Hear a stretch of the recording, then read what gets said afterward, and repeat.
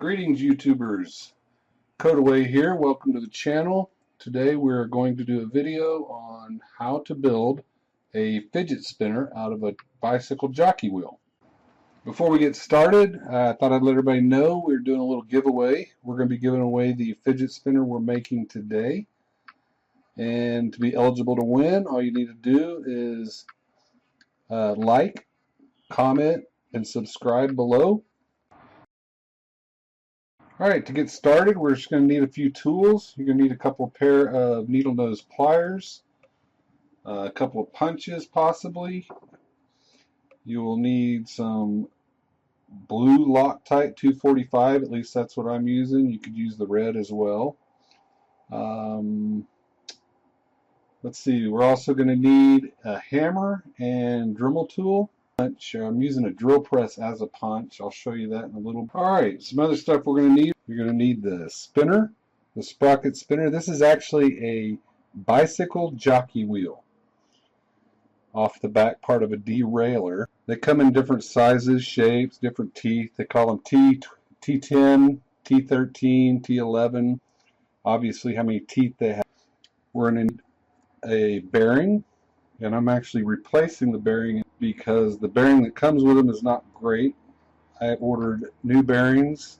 These are ceramic bearings, high-speed ceramic bearings with no grease in them, so they spin for a good long time. The jockey wheel comes with some bearing caps. Also going to need the chain. I've got two chains. There's regular 3/32 chain, full link, and then they have a half link. Now I'll get into the difference between those. Frankly, I think the half link chain is a little easier to work, but I'll show you both. Alright, the first step in the process is going to be to take this old bearing out. The bearings that come with it aren't great. I ordered new bearings. These bearings here actually are ceramic inside. They're high-speed ceramic bearings with no grease in them, so they spin nice and long. The bearings that come in it, I played around with them. I've tried to clean out the grease. They just don't spin. See how it doesn't spin? So we're going to punch this bearing out and put this bearing in. And the way I do that, I use my drill press with a socket extender in it. You can do it other ways. Your goal is you want to keep it really flat and push through.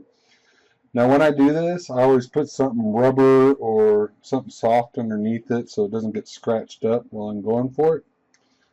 So let me get that set up and I'll show you the next part. Alright, so for this part of the project, I'm using a drill press.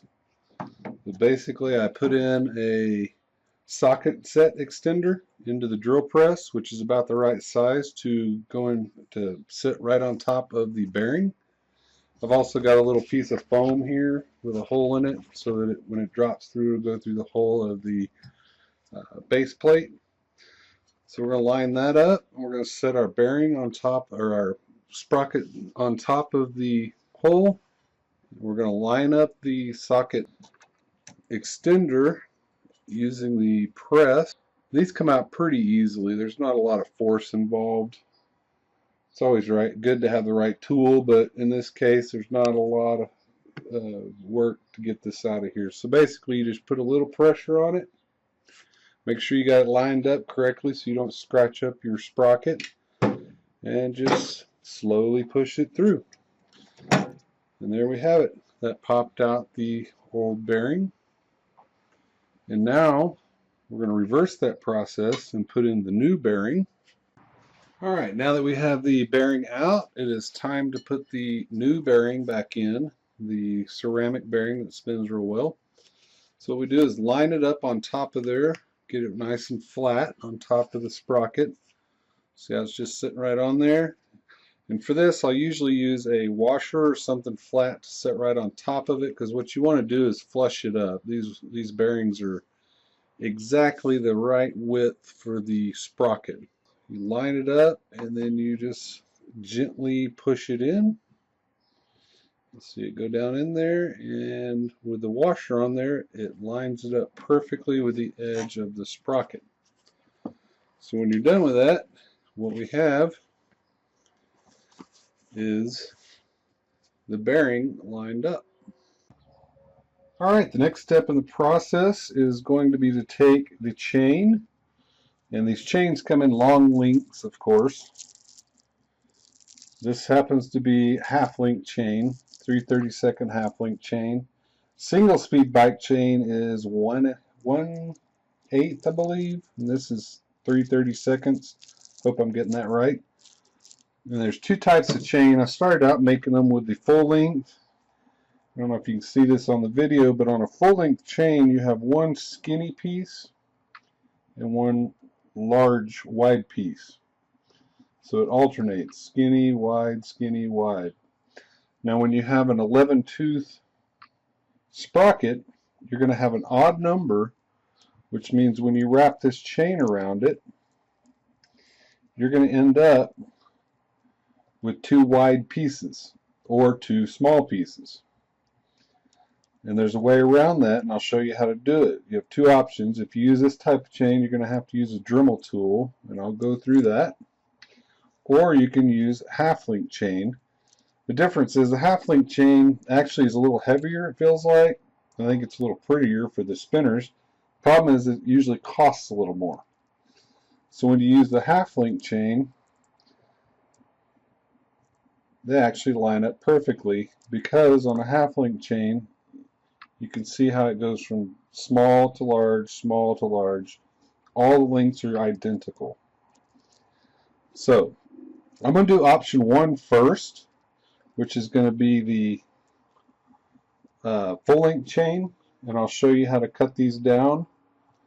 So your first step in the process is to count your chain, count how many you need. It's going to be 11 links, of course. And what we're going to need is to end on two small links. So I'm going to have to pop out one of these links right here. And for that, I forgot to mention this in the tools needed, but a chain pusher. So we set it right inside the chain pusher. So that's lined up on the shaft of the chain, the pin. And you just twist until it pops out.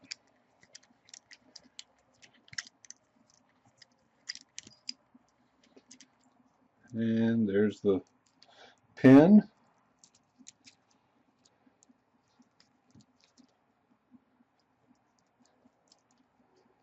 These don't cost much, these little chain pushers, they're not any big deal. So you end up with the pin, those two extra links. We're going to toss the two extra links. By the way, I wash this chain. When I get chain in, it's all oily and greasy.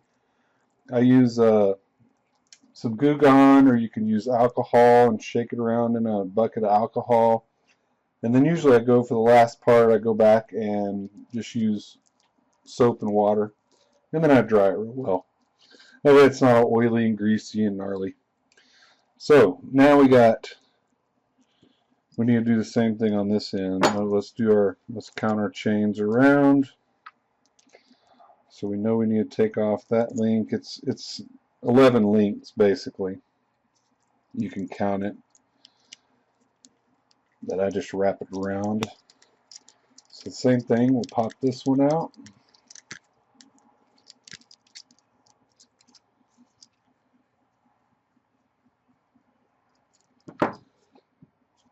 And that leaves us with two small ends. Now you got to remove this piece right in here. There's a little washer. And for that, I take needle nose pliers and pop it in. Be careful you pinch yourself. I've done it. Usually, there's a couple ways you can do this, but I just kind of manhandle it until I get it out of there.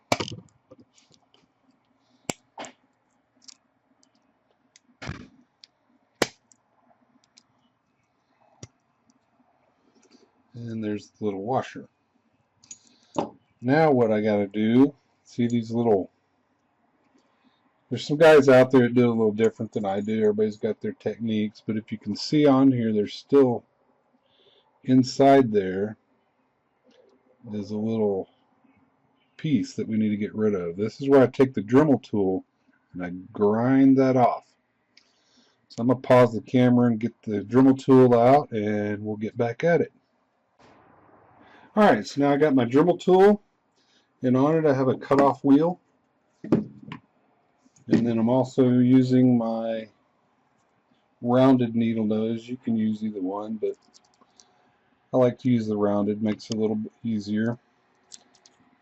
And actually, we turn that, hold this. Sorry about the noise in the background, sounds like a plane taking off. Alright, so what we're going to do is grind off this little part right there with our Dremel tool.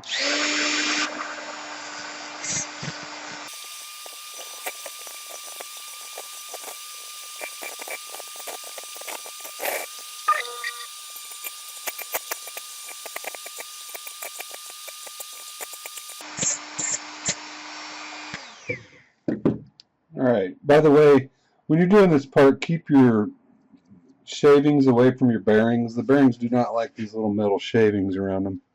Looks like I missed a little part there.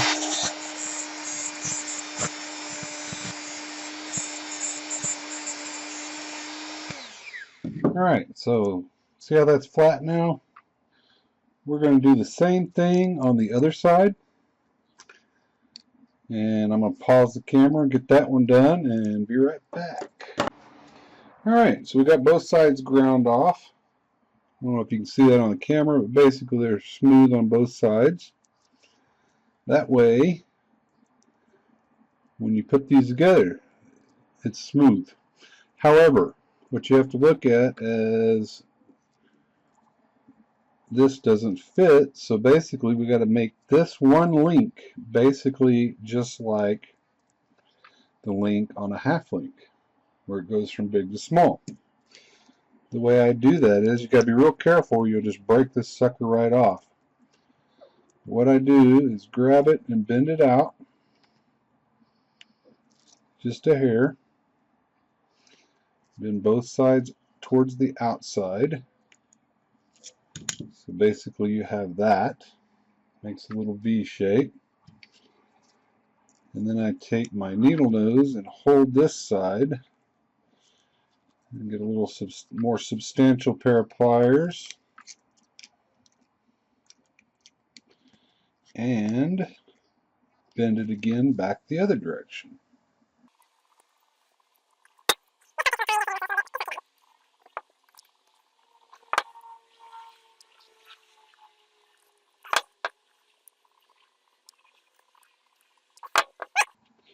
So once we do that, we have essentially turned a full link into a half link look by where it goes from small to big, so that this will line up when we put our pin back in it. Okay? Alright, so the next step, and for this part I use an anvil and a piece of, like I said, I always keep something soft like this piece of rubber or this piece of foam underneath the actual sprocket, because what we're going to do is we're going to wrap this around and then we've got to put the pin back in it. And this is our pin that we took out of the chain earlier. So and the punch comes in handy to line that up. You can use either one. I've got a sharp punch or a nail punch. You just basically put it through there. I've found the sharp punch works a little better. So basically I'm sticking it through the hole to line it up and very softly take it out. Okay, that didn't go well.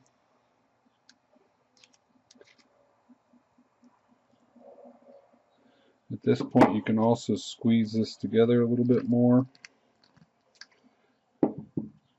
which makes it hold a little better. Actually, let's do that a little bit. If we take this and squeeze it together a little bit, it will actually hold a little better when we're trying to put it on there. See, I made that a little tighter, and I can just push it on there. Take your punch, put it through, get the hole lined up, slide it out, Set your sprocket on the mat. Take a pair of needle nose. This is the way I do it. There's probably another way to put these pins back in, but I use a hammer and my needle nose pliers. I just get it lined up. And start tapping. And you'll feel it pop. Alright, there we go. And you can clean up these edges. Let's see, right here's where our pin is. So, oh, that's the wrong pin anyway. That was the pin out of this link. So you can see it's wider. However, we're going to take it out anyway because we're going to actually end up making this sprocket with the half-link chain. Okay? So I'm going to hammer that out.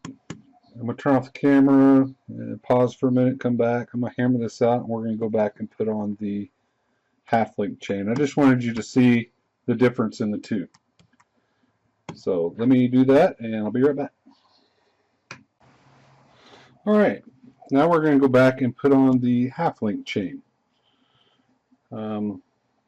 Nice thing about a half-link chain, it doesn't matter how many teeth you got. They make sprockets that are 11 tooth. They call them 11T, 10T, 13T. They've got 14T sprockets. When you're using the half-link chain, it doesn't matter because they always line up. Same thing, if you get an even number like a 10 tooth sprocket and you use this chain, they actually line up big to little. So you don't have to do this piece that I did here. Alright, another little trick when I'm putting these together that I do sometimes, especially on these half-link chains because they're a little harder to deal with. Sometimes I will take a rubber band and go around the outside edge to hold the chain on while I'm working with it, and that way it doesn't move around on me as much. See, like that. Now I can try to get the pin in there without worrying about where the chain moving around on me as much. It still moves. But alright, we're going to take our needle nose pliers and our pin. And this gets a little tedious right here, trying to get that lined up. Yeah. Being ornery.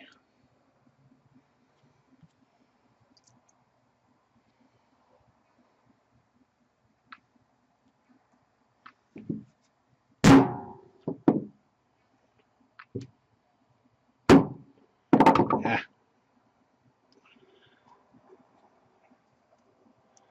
Might have to fast forward the video here in a minute while I will say the full link chain pins are a little easier to go in. Alright, I'm going to take the rubber out from under it and see if that helps us.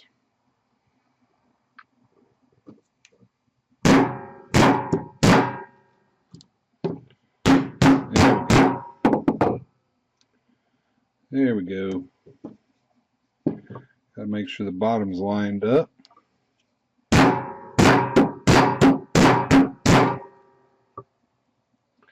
And get the pin through there. Alright, there we go.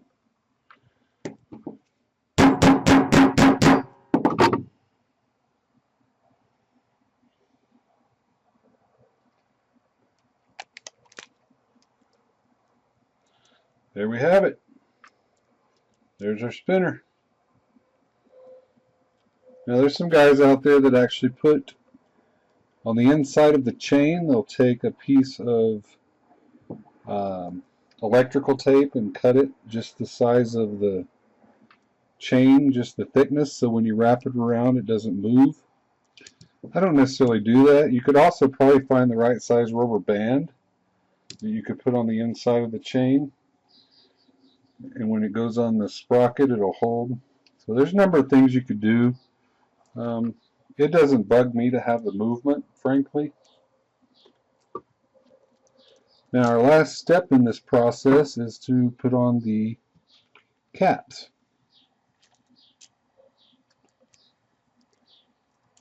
So what we do to put on the caps, what I like to do, and this takes a little time, patience. I mean, it doesn't take time. I use the Loctite 245 blue thread lock, and I just put a little dab inside the bearing on the inside collar, because what's going to happen, these are going to go on there, but they tend to fall off real easy. So I use the blue Loctite on the inside of the bearing. Make sure you don't get too much. You just put a little bitty bit and I run it around. And then I set my caps in there.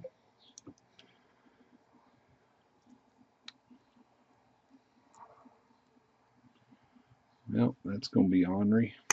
There we go. That's the other reason you want your, now that's going to stay there, and I usually take a grip, vice, no, I'm not calling it the right thing, and just hold it there. I let it dry for a couple hours. Alright, once we get that dried, I will come back and spin it. Alright, we let the Loctite dry, and this is the spinner. I will mention a couple things here. The bearings, kind of, you know, I've ordered these ceramic bearings, and if I order like 15 of them, maybe 3 or 4 of them don't spin as well as the others. And even within that, some will spin for 2.5, 3 minutes, some will spin for 45 seconds. It just depends. I don't know what the difference is in them. A couple other things I'd like to mention. If you go over and check out Raven TK421, he makes some pretty cool spinners. There's another guy named Bad Biker who makes them out of motorcycle chain and motorcycle sprockets. Pretty cool.